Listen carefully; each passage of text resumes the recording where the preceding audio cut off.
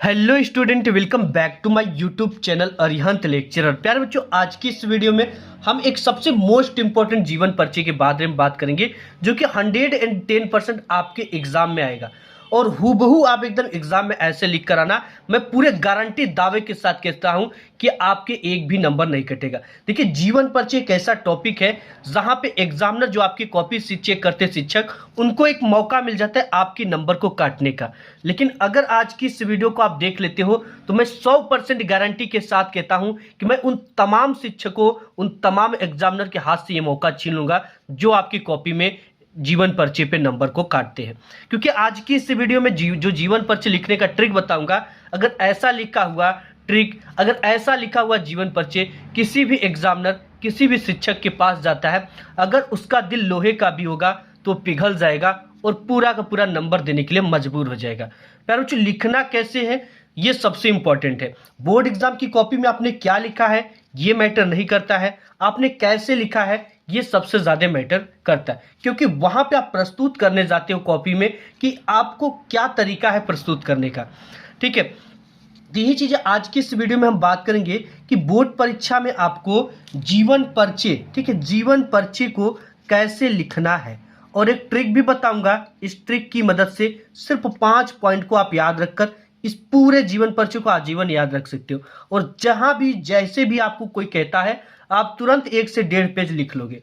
ठीक है, ट्रिक क्या है और ट्रिक से कैसे याद करना है आज की इस वीडियो में देखेंगे। और आज की इस वीडियो में सबसे महत्वपूर्ण जीवन परिचय जो कि 110% आपके एग्जाम में आएगा, ये है सूरदास जी का जीवन परिचय। ठीक है, और जो ट्रिक बताऊंगा, जो तरीका बताऊंगा, टॉपर ऐसे ही लिखते हैं जिससे उनका एक भी नंबर नहीं कटता है। ट्रिक से कैसे लिखे व कैसे याद करें आज की इस वीडियो में देखेंगे। कैसे लिखने पर आपको टीचर जो है वो फुल मार्क्स देते हैं, यानी एक भी नंबर आपके आधा नंबर तक नहीं काट सकती, ये मेरी गारंटी है। देखिए, अगर एक टॉपर स्टूडेंट लिखता है तो उसके जो नंबर मिलते हैं ना, वो थोड़ी से आपसे डिफरेंस मिलते हैं। डिफरेंट क्यों मिलते हैं? अगर 5 नंबर का जीवन परिचय तो उसे 5 नंबर पूरा का पूरा मिल जाता है। अगर वहीं एक सेकेंड नॉर्मल स्टूडेंट लिखता है तो उसे 5 में सिर्फ और सिर्फ 3 नंबर, 3.5 नंबर, 4 नंबर से ज़्यादा नहीं मिलता। इन दोनों में अंतर क्या है? इन दोनों के नंबर अलग अलग क्यों है? अगर ये इसके नंबर क्यों कट गए?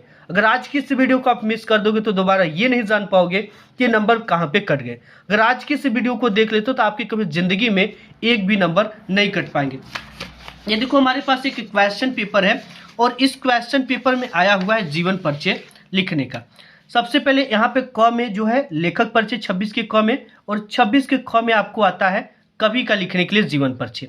और जीवन परिचय लिखने का देखो यहाँ पे 3 नंबर एंड 2 नंबर इन सभी के रचनाओं को लिखने के लिए मिलता है। और इसमें सबसे ज्यादा इंपॉर्टेंट है अपने वर्ड लिमिट का ध्यान देना, कितना लिखना कि पूरा का पूरा नंबर मिल जाए। यहाँ पे कुछ, यहाँ पे देखो सूरदास जी का दे रखा है, तो आज की इस वीडियो में हम देखेंगे कि सूरदास जी का जो जीवन परिचय है वो आपको कैसे लिखना है। देखिए बच्चा, सबसे पहले आपको कॉपी की शुरुआत करना इंपॉर्टेंट होता है एग्जाम में, और टीचर इन्हीं सब चीज़ों से इम्प्रेस होता है। सबसे पहले इसके हेड पर क्या लिखना है? कवि परिचय। ठीक है, क्योंकि हम कवि का लिख रहे हैं, अगर लेखक परिचय लिखते लेखक का तो लेखक परिचय लिखते, तो यहाँ पर कवि परिचय ब्लैक पेन से लिखना है या ब्लैक स्केच, दोनों को यूज कर सकते हो, बोर्ड में पूरी तरह से अलाउ है। इसके बाद जस्ट आपको ऊपर से एक लाइन छोड़कर प्रश्नोत्तर संख्या 26 का ख लिखना है। अब ब्लैक पेन से लिखने के बाद डबल पाई इसके नीचे खींच देंगे, और यहाँ पे आपको जो भी पेपर में टाइटल है, कभी कभी ये टाइटल महाकवि सूरदास करके दे देता है और कभी कभी सूरदास जी करके देता है। तो जो टाइटल पेपर में दिया गया उस टाइटल को एक लाइन छोड़ते हुए ब्लैक पेन से इस तरह से डार्क में लिखना है। इसके नीचे भी डबल पाई इस तरह से गाढ़ा खींच देना है। इसके बाद एक बॉक्स बनाने की जरूरत पड़ेगी, और ये जो तरीका है बिल्कुल मैं न्यू और ट्रेंडिंग तरीका बता रहा हूँ जो कि टॉपर ऐसे करते हुए आ रहे हैं। ठीक है, क्योंकि मैं खुद बोर्ड एग्जाम के 7 सालों से कॉपी चेक करता हूँ, मुझे पता है कि टॉपर कैसे लिखते हैं और बोर्ड में लिखने का सबसे बेस्ट तरीका क्या होता है। सबसे पहले यहाँ पर ब्लैक पेन से डाला गया संक्षिप्त परिचय। इसमें सबसे पहला नाम है, जिसका भी लिख रहे हो उनका नाम यहाँ पर सबसे पहले लिख देंगे। तो यहाँ पर नाम में हम लिखेंगे सूरदास जी, और इनका जो जन्म है वो सन 1478 ईस्वी में हुआ था, और इनका जो जन्म स्थान है वो रुनकता नामक स्थान पर हुआ था, और इनके जो पिताजी का नाम था वो रामदास सारस्वत था, और इनके जो माता जी का नाम था वो जमुना दास था और इनके जो गुरु थे वो वल्लभाचार्य जी थे। ठीक है, और इनकी जो रचनाएं हैं सूर सागर, सूर सरावली, इनकी काफ़ी प्रसिद्ध रचना है। और इनकी जो मृत्यु हुई थी वो सन 1583 ईस्वी में हो गई थी। अब ये सिर्फ 5 टॉपिक आपको याद रखना है, बाकी आपको कुछ भी नहीं याद करना। आप 1.5 पेज का जीवन परिचय आराम से लिख लोगे। सबसे पहले आपको यहाँ पर ब्लैक पेन लेना है और हेडिंग डालनी है जीवन परिचय, और इसके नीचे इस तरह की डबल पाई होनी चाहिए। लिखना कैसे है, देखो यहाँ पे है कि सूरदास जी का जो जन्म हुआ था सन 1478 ईस्वी में। अब देखिए जो सन मिला हमको यहाँ से मिला, ठीक है, इसी बॉक्स से पूरे जीवन परिचय को मैं लिखकर आपको दिखाऊंगा। जन्म देखो यहाँ पे सूरदास जी का जन्म, यहाँ से सूरदास से शुरू हुआ, सूरदास जी का जन्म यहाँ पर था सन 1478 ईस्वी में। अब सन को हम ब्लैक पेन से लिखेंगे, हाईलाइट करके लिखेंगे, इससे एग्जामिनर सिर्फ इन सब चीज़ों को देखकर आपको नंबर दे देता है, वो आपके जीवन परिचय को नहीं पढ़ेगा। तो सन 1478 ईस्वी में आगरा से मथुरा जाने वाली सड़क के पास स्थित रुनकता एक नाम गांव है। ठीक है, और रुनकता आपको कहाँ से मिला, यहीं से मिला, और यहाँ पे लिखा गया है रुनकता ब्लैक पेन से हाईलाइट करते हुए, रुनकता नामक गांव में हुआ था। यानी जो आगरा से मथुरा जाने वाली सड़क के पास स्थित एक रुनकता नामक स्थान है।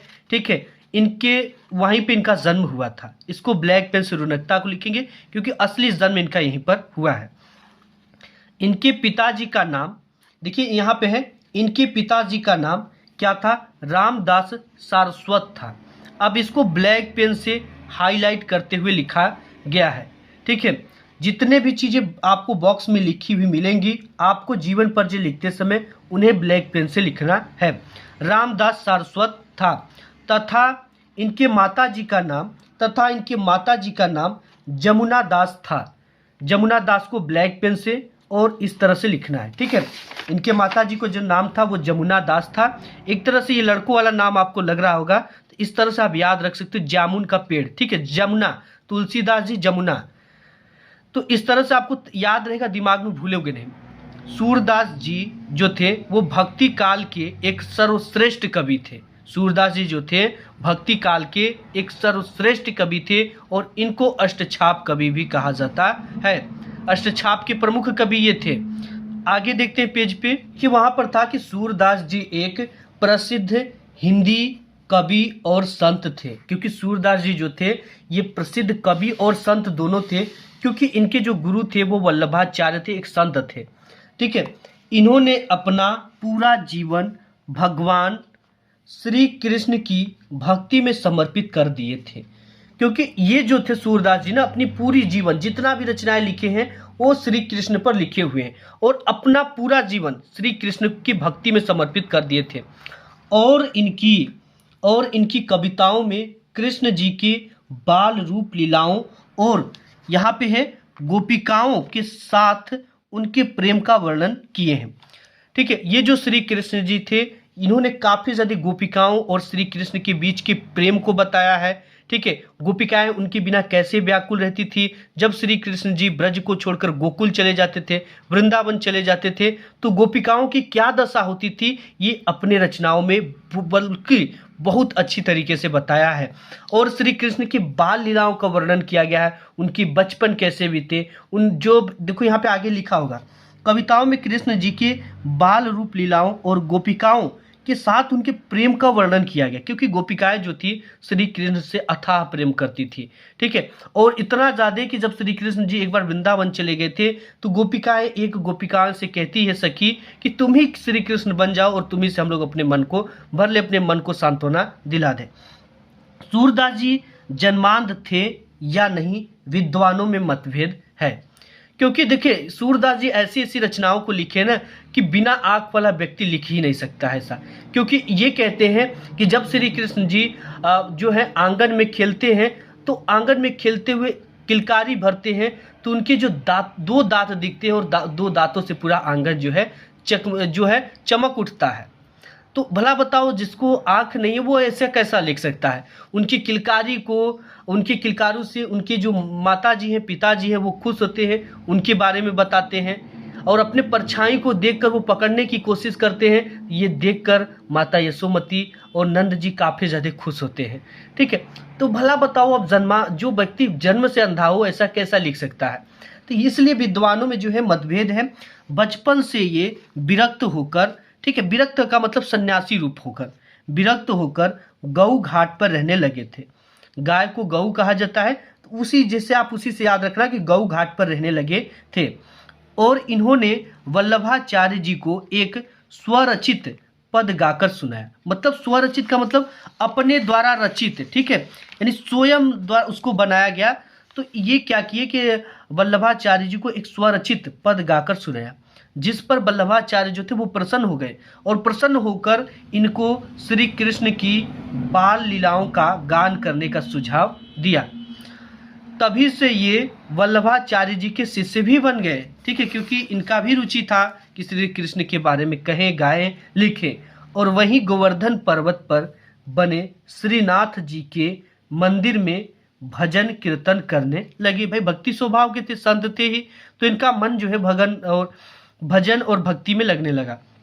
इनकी जो मृत्यु है वो सन 1583 ईस्वी को हुई थी। अब देखिए बॉक्स में लिखी गई थी ना मृत्यु, इसे ब्लैक पेन से आपको लिखना है। को गोवर्धन के पास पारसौली एक नामक गांव में इनका जो है मृत्यु हुआ था। गोवर्धन के पास पारसौली नामक गांव में हुआ था। अब यहाँ पे एक, इसके बाद एक लाइन का गैप करते हुए 3 नंबर यहाँ तक आपको मिलेगा। सूरदास जी की प्रमुख रचनाएं। अब यहाँ पे प्रमुख रचनाओं में से सूर सागर जो कि बॉक्स में लिखा गया था, सूर सरावली जो कि बॉक्स में लिखा गया था, साहित्य लहरी, आपको इस तरह से 3 रचना का नाम लिखना। इतना आप लिख कर आओगे तो आपको पूरा का पूरा 5 नंबर मिलेगा। आपके एक भी नंबर नहीं कटेंगे, मेरी 110% गारंटी है। ठीक है, तो आज की इस वीडियो में बस इतना ही। वीडियो पसंद आए तो लाइक करना। मिलूंगा एक नेक्स्ट वीडियो में, तब तक के लिए धन्यवाद।